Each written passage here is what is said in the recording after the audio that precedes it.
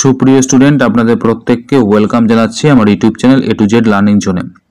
2025-26 সেশনে অ্যাডমিশন নেওয়ার জন্য পিজি কোর্সে জুলজি, জিওগ্রাফি এবং এনভায়রনমেন্টাল সায়েন্সে আপনারা যারা ফর্ম ফিল আপ করেছিলেন, আপনাদের কিন্তু একটা মেরিট লিস্ট দিয়েছিল 22/8/2025 এবং সেই অনুযায়ী কিন্তু আপনাদের যে কাউন্সেলিংয়ের দিন কিন্তু উল্লেখ করে দিয়েছিল 25/8, 26/8 এবং 27/8/2025, অর্থাৎ এই তিনটে ডেতে কিন্তু আপনাদের কাউন্সেলিং হয়েছিল।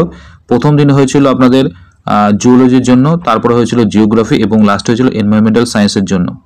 এবং সেই অনুযায়ী যারা কাউন্সেলিংয়ে গিয়েছিলেন, যারা চান্স পেয়ে গেছেন অ্যাডমিশন নেওয়ার, তারা তো অ্যাডমিশন নিয়েই নিয়েছেন।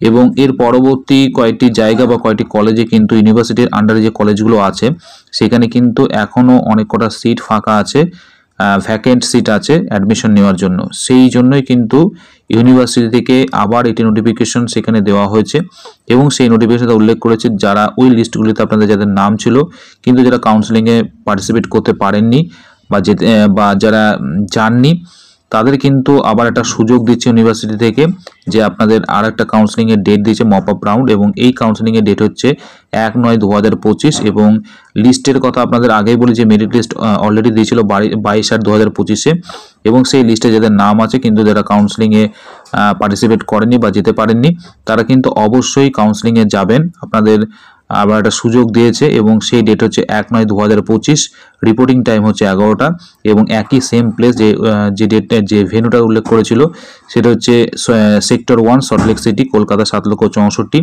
এবং সেখানে আপনাদের যেতে হবে কাউন্সেলিংয়ে যাওয়ার জন্য। আপনাদের 11টার সময় টাইম দেওয়া আছে এবং 1/9/2025। এবং সে সাথে বলে রাখি যে যে জিনিসগুলো আপনাদেরকে নিয়ে যেতে হবে বা যে ডকুমেন্টসগুলো আপনাদের লাগবে আরেকবার বলে দিই, যে original admit card, marksheet, certificate, proof of date of birth, caste certificate, PWD certificate যদি থাকে সেগুলো লাগবে। সে সাথে photocopies of all testimonial, 2 recent passport size photograph এবং print out of online application form, ABC ID, DBD ID, এগুলো প্রতিটি কিন্তু লাগবে আপনাদের। তাই যারা এই 1/9/2025 কাউন্সেলিংয়ে যারা যাচ্ছেন তারা অবশ্যই কিন্তু এগুলো নিয়ে যাবেন।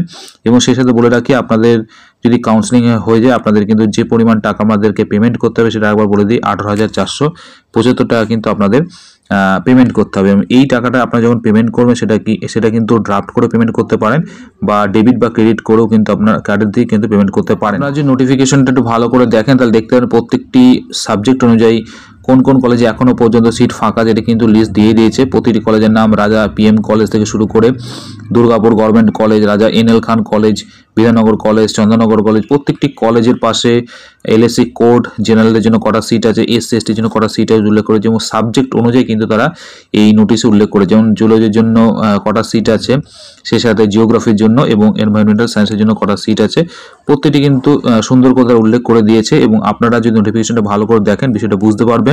তাই যারা এই 25, 26 এবং 27 এই তিনটি ডেটে যারা যাননি কাউন্সেলিংয়ে, অর্থাৎ যারা সুযোগ পানে, তারা কিন্তু আপনারা এই 1/9/2025 সুযোগ পাচ্ছেন। তাই অবশ্যই কিন্তু কাউন্সেলিংয়ে আপনারা যান এবং যদি আপনাদের হয়ে যান অবশ্যই আপনারা অ্যাডমিশন নিয়ে নিতে পারেন।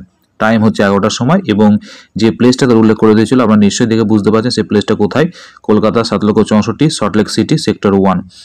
এবং এখানে গিয়ে কিন্তু আপনাদের কাউন্সেলিংয়ে অংশগ্রহণ করতে হবে। এই বিষয়টা আপনাদের জানা ছিল। প্রত্যেকে সুস্থ ভালো থাকবেন। বাই।